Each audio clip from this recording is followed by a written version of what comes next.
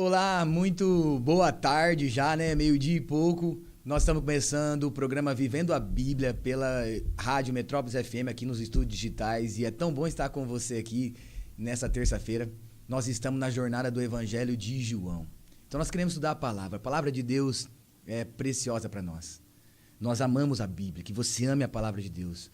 Pois Deus nos deu ela para que a gente ouvisse a voz dele, para que a gente pudesse conhecer o coração dele. E ela é tão poderosa para nos dar vida. Então vamos lá para João 1. Abra a sua Bíblia, se você está com a sua Bíblia, se você está me ouvindo, como é bom ter você, seja na sua casa, no seu carro, onde você estiver aí com o seu celular. Nós somos tão gratos a Deus por sua vida. Eu sou muito grato a Deus por sua vida. E você fazendo parte disso com a gente aqui é algo precioso. João 1, nós vamos encerrar o capítulo de João hoje. Nós vamos ler do versículo de número 43 ao 51. Podemos ler a Bíblia? Diz assim: No dia seguinte, Jesus decidiu ir a Galiléia. Encontrou Filipe e lhe disse: Siga-me. Filipe era de Betsaida, cidade natal de André e Pedro. Filipe foi procurar Natanael e lhe disse: Encontramos aquele sobre quem Moisés, na lei e os profetas escreveram. Seu nome é Jesus de Nazaré, filho de José. Nazaré, exclamou Natanael. Pode vir alguma coisa boa de Nazaré? Venha e veja você mesmo, respondeu Filipe. Jesus viu Natanael se aproximar e disse: Aí está um verdadeiro filho de Israel, um homem totalmente íntegro. Como você sabe a meu respeito? Perguntou Natanael. Jesus respondeu: Vi você sob a figueira antes que Filipe o chamasse. Então Natanael exclamou: Rabi, o Senhor é o Filho de Deus, o Rei de Israel. Jesus lhe perguntou: Você crê nisso porque eu disse que o vi sob a figueira? Você verá coisas maiores que essa. E acrescentou: Eu lhes digo a verdade. Vocês verão o céu aberto e os anjos de Deus subindo e descendo sobre o Filho do Homem. Até aí. Um dos discípulos de Jesus, que era Filipe, a quem Jesus chamou ali no início, disse assim, siga-me. E Filipe abandonou tudo e começou a seguir Jesus. Essa é uma decisão. Aqueles que encontram-se com Jesus, aqueles que têm o vislumbre do olhar de Jesus, aqueles que é abraçado por Jesus, são transformados. Eu fico pensando, como é que eu ouvi uma palavra, siga-me, e as pessoas tomavam essa decisão? Mas imagina só Deus te chamando. A voz de Deus ecoando no seu coração. Você já ouviu a voz de Deus com você? Talvez um dia você estava dormindo e de repente Deus te acordou com uma voz dizendo assim, levanta, eu quero falar com você. Ou você estava caminhando despercebido e algo no seu coração como um trovão te sacudiu. A voz de Deus quando chama é irresistível, não tem o que fazer. E Filipe foi ao encontro de Jesus e começou a seguir. E diz que ele está todo entusiasmado, o seu coração cheio de expectativa, porque agora ele encontrou com Jesus. E seguindo, sabe o que acontece com o Filipe? Ele não consegue guardar Jesus somente para ele. Ele vai compartilhar com os seus amigos e, na verdade, com o seu melhor amigo Natanael, como nós disse. Sabe, amigos levam amigos para Jesus. Sim, porque você se importa com seu amigo, você o ama e por você o amar, você quer que ele tenha o mesmo encontro e experimente aquilo que você também experimentou. Nós, por amar os nossos amigos, levamos nossos amigos para Jesus. Quantas pessoas foram alcançadas por Jesus por causa dos seus amigos? Pois amigos confiam a vida, amigos confiam o coração. O seu amigo, por te amar, ele vai querer o melhor de você. Quantos amigos você já levou para Jesus? Seus amigos, Jesus quer alcançar. E você é um instrumento poderoso para Jesus alcançar seus amigos. A gente compartilhar com os nossos amigos o quanto Jesus os ama. Compartilhar com eles a mensagem de Jesus. Falar, cara, vem caminhar, vem ouvir Jesus. Vamos à igreja, vamos congregar, vamos fazer parte dessa obra de Deus. Faça isso. É algo tão poderoso. Jesus também chamou pessoas para ser amigo deles. Se você é um amigo de Jesus, Jesus quer que seus amigos também sejam amigos deles. E Jesus não nos chama de servos, lá em João 15 diz. Nos chama de amigos, porque ele dá a sua vida pelos seus amigos. O reino de Deus é formado por amigos que dão sua vida um pelos outros. Então, Filipe vai chamar Natanael, o seu amigo, e vai dizer, encontramos Jesus. Natanael também esperava por uma promessa que era a promessa da vinda do Salvador, do Messias, a quem diz aqui para nós que Moisés e também todos os outros profetas, como Isaías, Jeremias, Elias, falaram a respeito da vinda de Jesus. Então, os pais deles aguardavam, os avós deles aguardavam, tantas gerações antes desses homens, como Filipe e Natanael, aguardavam essa promessa da vinda de Jesus. E Filipe vai chegar com essa notícia, e não é tipo daquela fofoca que a gente diz, olha, você não sabe que eu encontrei lá na rua. Não, não. Era a melhor e a mais importante notícia de toda a história, a mais esperada de todas. Chegou, ele está aqui, ele está entre nós. Então diz que Filipe fala isso ao seu amigo. E quando o Filipe vai contar a Natanael, imagina só, a Bíblia não relata, mas imagina só, dizendo assim, nós encontramos aquele de quem a palavra assegura, nós encontramos o que o nosso coração e todo o nosso povo aguardava. E imagina como deve estar o olhar de Natanael, assombrado, espantado, o coração palpitando, perdendo o compasso, as mãos, elas trêmulas e ao mesmo tempo também suando. Por quê? Não era qualquer notícia, era a notícia da melhor de todas as notícias, do Salvador que veio ao mundo e diz, nós encontramos. Aí a Bíblia, mas quem é ele? Natanael quer saber, mas quem é ele? Nós encontramos, diz assim que ele diz, é Jesus de Nazaré. Aquilo foi como um balde de água fria. De verdade, talvez você não sabe, mas foi tipo aquela piada de mau gosto. Você vai e prepara para falar uma coisa muito importante, bem você vê com uma piadinha, com alguma coisa. Era como, e depois Natanael vai dizer assim, peraí, pode vir alguma coisa boa de Nazaré? Em outras palavras, o que Natanael estava dizendo é o seguinte, cara, não tem como vir alguma coisa boa, eu esperava de verdade de você, eu achei que você estava falando sério comigo, Felipe. Natanael tem ele toma essa expressão para dizer, eu achei que você estava falando sério. Natanael conhecia toda a profecia a respeito de Jesus, o Salvador. E ele jamais imaginaria que Jesus viesse de Nazaré, daquele lugar. E por quê? Porque Nazaré era o lugar das pessoas mais complicadas e difíceis. Era o lugar de gente atrasada na época. Era aquele lugar que você fala assim, cara, as melhores coisas vêm daqui. As piores vêm de lá. Então, Nazaré era esse tipo. Eles, de modo algum, eles esperavam que de Nazaré pudesse vir a salvação, pudesse vir o Salvador. Tanto é que quando o Espírito Santo desce, lá em Atos 2, do versículo 7 em diante, diz que as pessoas que foram ver os homens de Deus cheios do Espírito Santo começaram a dizer, eles são galileus, são lá da Galiléia, do lugar de gente, não dá para confiar neles não, a gente maluca, a gente atrasada. Eles desprezaram aquelas pessoas que receberam a vinda do Espírito Santo porque eles eram de um lugar que ninguém esperava que alguma coisa pudesse vir. Mas aquela era uma decisão preconceituosa, uma opinião que fechava todas as portas para que eles pudessem conhecer Jesus. Por quê? Diz assim, dali não tem como vir. Natanael está dizendo isso, não tem como vir alguém desse lugar.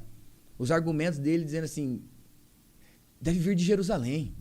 Sabe por quê? Porque em Jerusalém está o templo suntuoso, lá estão os sacerdotes, os levitas, lá estão os mestres da lei, os rabinos, estão os escribas, os fariseus, aqui em Jerusalém que deve vir. Eles não esperavam que o Salvador viesse daquele lugar, mas era a profecia de Deus. Miqueias 5:2 diz que ele viria de Belém, e Isaías 11:1 diz que ele seria chamado de Nazareno, porque ele vai crescer em Nazaré, numa cidade tão simples, de um lugar em torno da Galileia. E sabe, isso é muito importante para mim e para você, sabe por quê? Porque Deus, quando ele vai enviar salvação, ele escolhe os caminhos menos convencionais. Antigamente, os pais escolhiam os filhos mais velhos, que eram os primogênitos. Eram eles que recebiam a melhor parte da herança. Aí vem Deus e escolhe quem? Os filhos rejeitados, os filhos mais novos. Então Deus rejeitou Esaú, que era o primogênito, amou Jacó. Deus escolheu Davi, que era um dos últimos dos seus irmãos, não era nem entre os destaques dos seus irmãos, porque Deus escolhe assim. As mulheres da época eram valorizadas, as mulheres que podiam ter muitos filhos, ao passo que as mulheres que eram estéreis, elas eram rejeitadas, eram humilhadas. Aí vem Jesus, Deus escolhe quem? Escolhe Sara, uma mulher já velha e estéril. Escolhe Rebeca, escolhe que era estéril, escolhe Raquel, que era estéril. Deus vai escolhendo aqueles que ninguém escolheria. Deus vai dando voz àqueles que ninguém daria. Deus vai dando graça e vai usando meios de salvação por meio daqueles que ninguém poderia esperar. Por quê? Porque Deus simplesmente escolhe Nazaré, gente daquele lugar, pessoas daquela forma. E é isso que Deus está falando para nós. Se for para... O que Natanael está dizendo assim, ó, se for para ser igual a ele, muitas vezes a gente tem essa mesma opinião que Natanael. Tipo Nazaré, se for para ser igual aquelas pessoas, a gente começa a colocar rótulos. Aí vem Deus e escolhe os rejeitados, os desajustados, os piores, para que a graça dele, o amor dele possa ser manifestado. Deus faz isso. E a resposta de Filipe a Natanael, com todo esse preconceito, fechando todas as portas para Jesus, é: venha e veja você mesmo. Filipe está dizendo assim: vamos lá. Sabe por quê? Vem conhecer Jesus. Se você tem dúvidas, vamos lá. Se você tem preconceitos, vamos lá. Venha conhecê-lo. Não ter essas opiniões sem conhecê-lo. O que Filipe está dizendo assim: olha, se você tem perguntas a fazer, Jesus, ele não tem as respostas. Você vai ver que ele é a resposta. Ele é a promessa que o Pai enviou.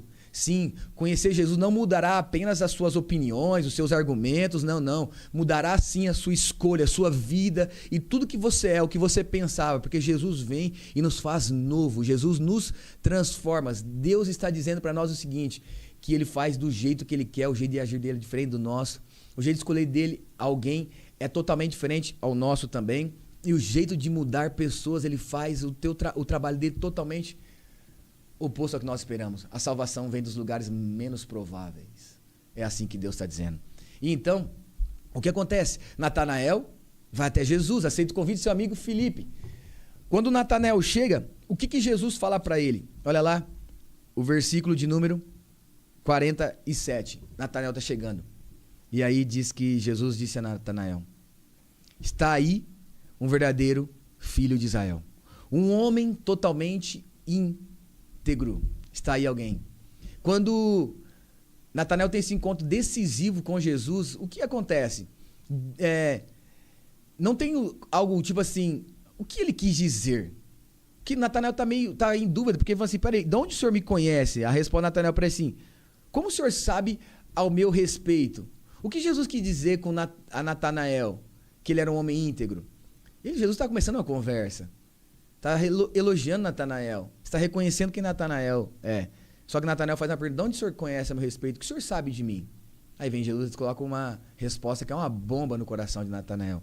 Jesus diz a ele assim: ó, vi você sob a figueira antes que Filipe o chamasse. Olha só o que Jesus está dizendo. Eu vi você antes que Filipe fosse ao seu encontro. Eu te vi você debaixo de uma figueira. O que Jesus quis dizer quando diz que viu Natanael debaixo de uma figueira? O que ele quis dizer? Sabe, gente, nós não temos a resposta, mas foi algo tão decisivo e tão importante para Natanael, que Natanael exclamou, ele diz assim, que ele exclamou a Jesus: Rabi, o Senhor é o Filho de Deus, o Rei de Israel. Natanael está impressionado com o que Jesus falou, porque certamente era algo que foi importante para Natanael. Natanael não estava ali na figueira, debaixo da figueira, cochilando, como alguém comesse algo e decidiu: vou dar uma descansada. Ou ele não estava ali esperando o tempo passar. Natanael não estava ali com o seu celular olhando para as coisas. Não. Natanael estava ali certamente, talvez enfrentando uma crise. Falando com Deus, se Deus existisse, fala comigo, Deus, olha como está meu coração. Talvez Natanael estava ali e com dúvidas no seu coração, cheio de perguntas a fazer a Deus, desanimado, talvez chorando, nós não sabemos, mas Natanael estava debaixo daquela figueira fazendo alguma coisa que ele havia questionado Deus. E aí vem Jesus, o próprio Deus, e traz essa resposta, dizendo: eu te vi, Natanael. Foi eu que te vi antes de Filipe. Ali eu estava com você. E sabe o que é mais importante ali? É que Deus vê a gente quando ninguém nos vê. Essa expressão, Deus te vê, nada passa despercebido aos olhos de ninguém, de Deus. Os olhos de Deus não estão sobre todos e ninguém está tão longe que Deus não possa ver. Deus é capaz de ouvir os sussurros do nosso coração. O desespero que está aqui dentro, fechado, trancado, para que ninguém possa perceber, mas Ele nos vê o nosso coração. Isso me remete lá um dia em Gênesis 16, quando Agar, a serva de Abraão, vai embora por estar passando humilhação, por estar sendo perseguida. Ela decide ir embora, diz que ela está num deserto.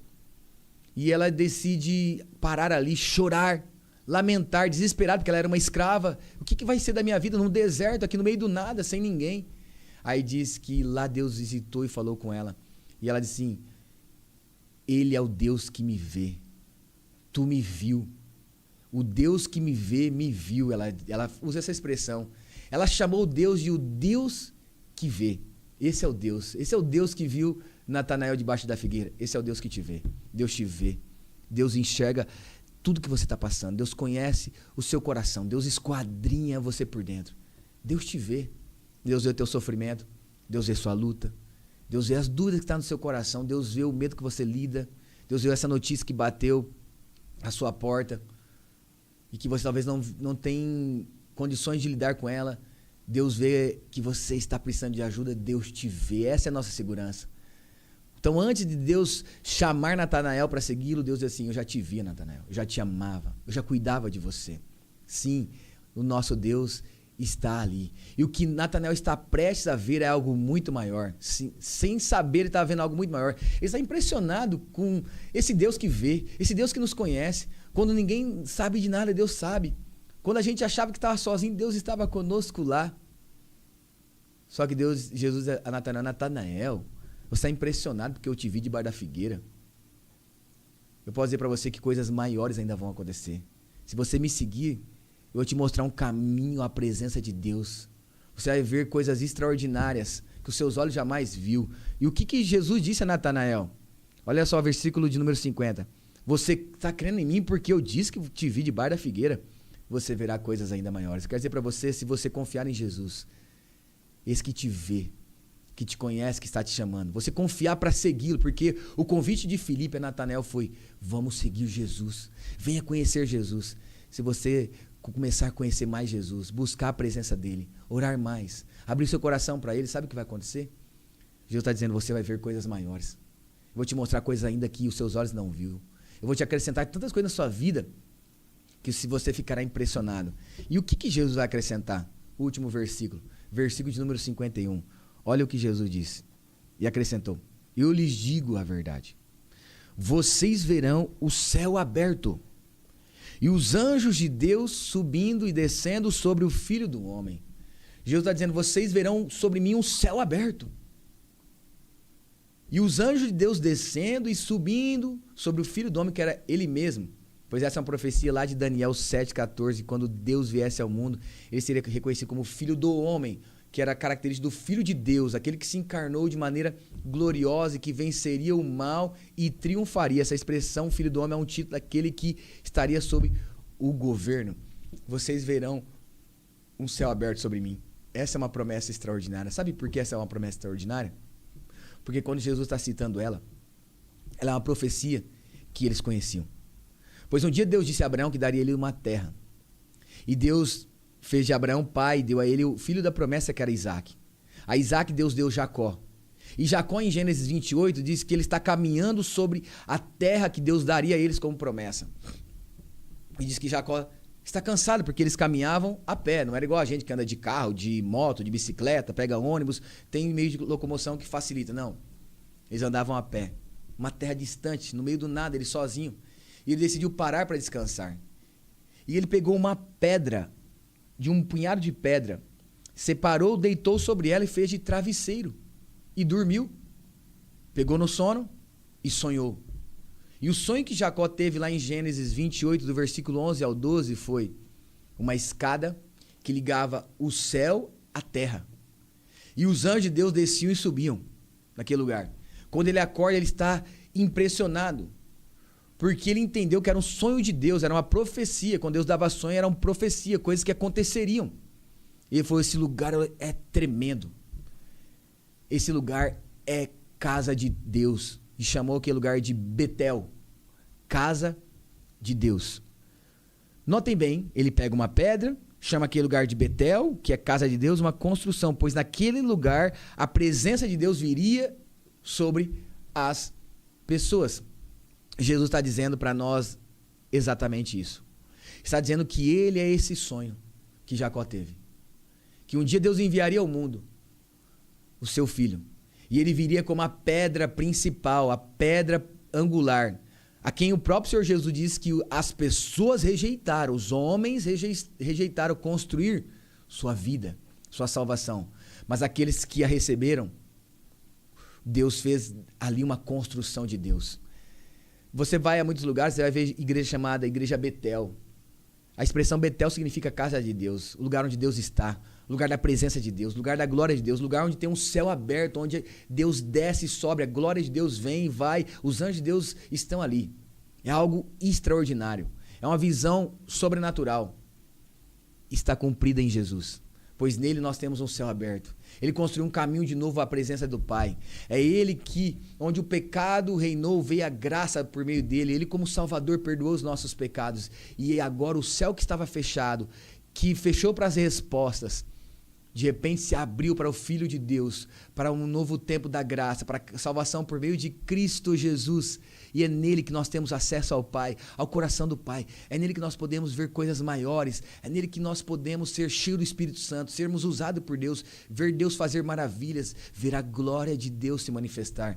É em Jesus, nele se cumpriu o sonho de Jacó. Então Jesus é muito melhor que um sonho. Ele é uma escada que liga o céu à terra e nós podemos ver a glória de Deus descendo e subindo. Nele nós, ao se aproximar de Jesus, nós temos um céu aberto, podemos orar por meio do nome dele e receber respostas extraordinárias que o céu tem para nós. E é nele que você pode construir. Ele é a pedra principal desse templo, da casa de Deus, que você pode construir uma vida na presença de Deus. Sim, você pode construir sua vida na presença de Deus. É isso que Jesus está falando.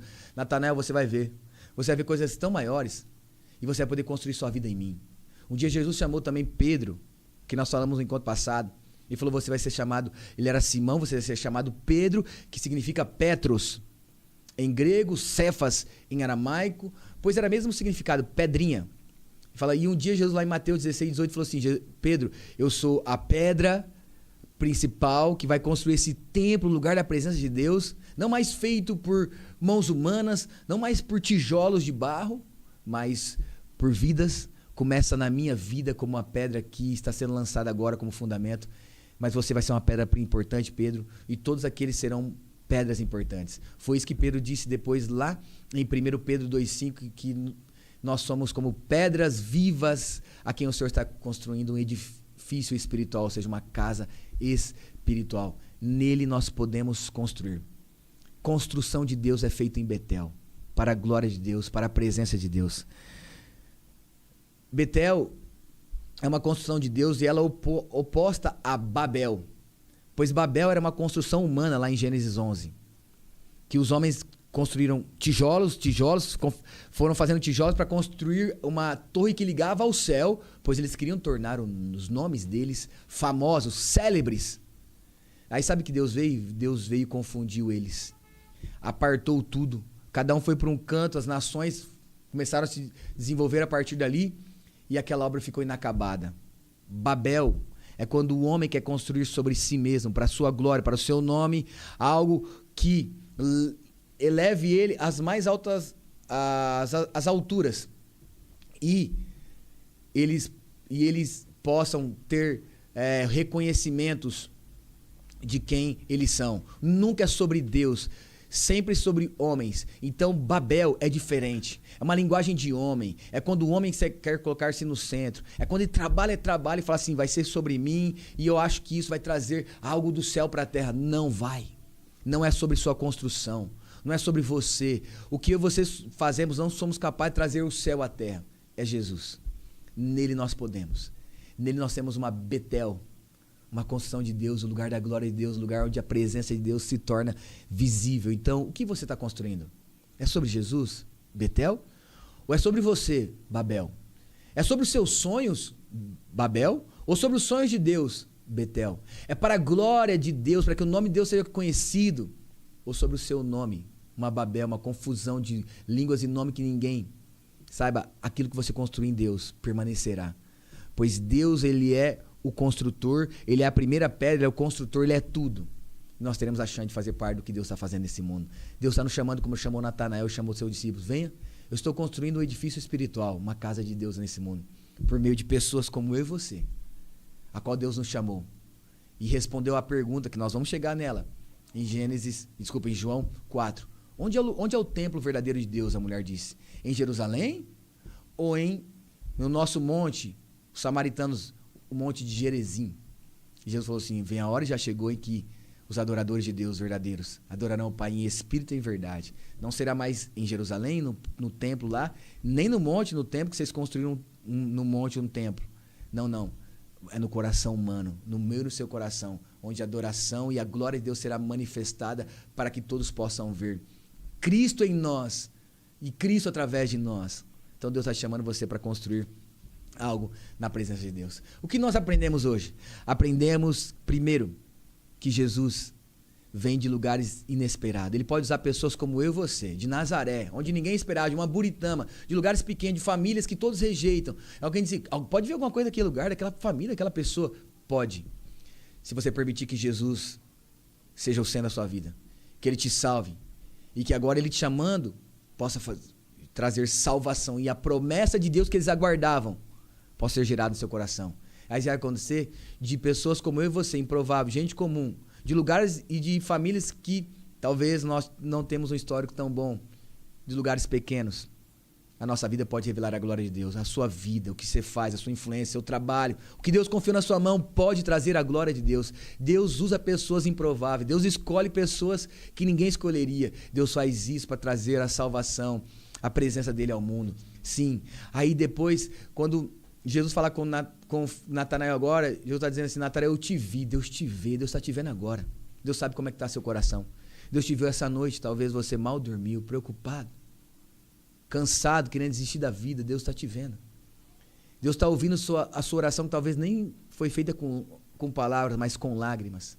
Que você nem abriu sua boca, você não expressou, mas o seu coração orou. Jesus consegue entender o sussurro do nosso coração. Ele te vê. E Ele está falando com você agora, trazendo resposta. Eu estou te vendo. Eu estou te chamando. Venha para mim, porque eu quero fazer coisas maiores. Eu quero dar significado à sua vida. Eu quero trazer a presença de Deus, um céu para a terra através de você. Jesus é melhor do que qualquer sonho que você possa ter de vida. Você pode ter feito qualquer plano, ter expectativa de uma melhor vida, sonhado. Ele é muito maior que qualquer sonho, expectativa, plano e qualquer proposta desse mundo. Jesus é muito maior, muito melhor. Ele é o sonho de Deus para nós. Ele é a realização de um sonho de Deus para nós. É nele que nós podemos construir a nossa história, a nossa vida. É nele que nós teremos significado daquilo que nós fazemos. É nele que aquilo que nós fizermos trará a glória de Deus. É nele que, através de nós, Deus vai trazer a sua presença, manifestar. Eu quero dizer para você que Deus, além de te ver e te escolher, Ele tem um propósito para a sua vida. Ele quer te usar você na obra dEle, usar no seu trabalho, o que você faz, se você é um prestador de serviço, se você tem uma empresa, se tem um negócio, se você tem um sonho, se você faz algo, Deus quer te usar nisso, quer levar a lugares que você nunca imaginou, e você trará glória ao nome dEle. A presença dEle virá sobre pessoas, e virá de lugares menos prováveis. Você vai fazer algo, e as pessoas sentirão a presença de Deus. Você vai fazer algo, e as pessoas olharão e falarão assim, isso é uma Betel.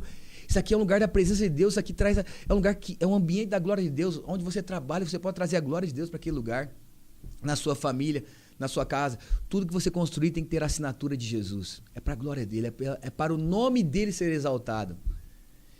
Até que um dia você encontre Jesus, porque todos nós um dia encontraremos nosso Deus face a face. E ele possa dizer para você, você foi um servo bom e fiel.